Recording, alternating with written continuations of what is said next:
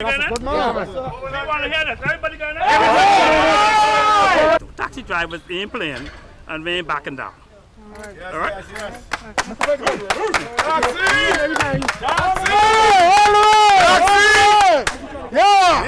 This was the scene at Atlantis Resort on Paradise Island on Wednesday morning as more than 20 taxicabs blocked the entrance to the Royal Towers.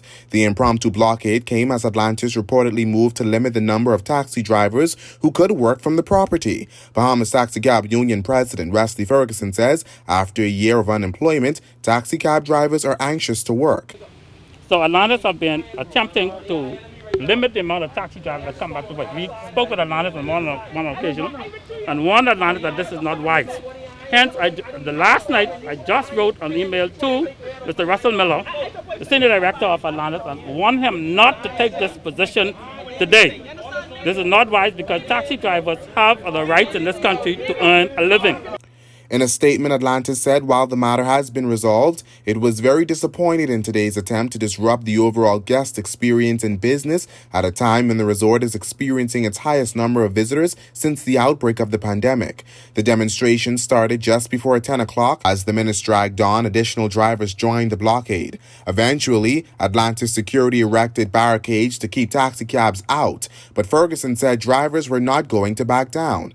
The demonstration is because we are not going to let Atlantis determine or dictate to the Bahamas Taxicab Union and its taxi drivers how much of them should be able to come to work to apply for hire. We are going to now come in full force tomorrow. This was just a snap demonstration this morning. This is a result of something that I decided an hour ago. All right? Now, I'm going to go back to the office. I'm going to regroup.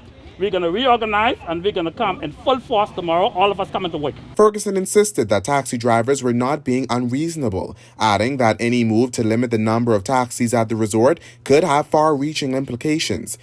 I explained to him that the Atlantis property is the only one that is accommodating taxis at this time. So the taxi drivers are servicing all of the other hotels on Paradise, the smaller hotel properties like Ocean Club, the Warwick, because there's no taxis there. So they call here to feed from here to get a taxi. We also accommodate the marinas and all of the small apartments and condominiums. Also, we even service some of the smaller properties just on the other side of the bridge because we're in striking distance. Okay, but Atlantis determined that ain't their problem. Atlantis added that the measure to limit the number of taxi drivers is part of its health and safety protocols. The resort insisted that the number of slots are more than sufficient in serving the needs and occupancy numbers for the 3 hotels that are open at the time. Though police were called to the scene, the taxi drivers did not end the demonstration until 11 a.m. after the barricades were removed. Reporting for the Guardian News Network, I'm Berthany McDermott.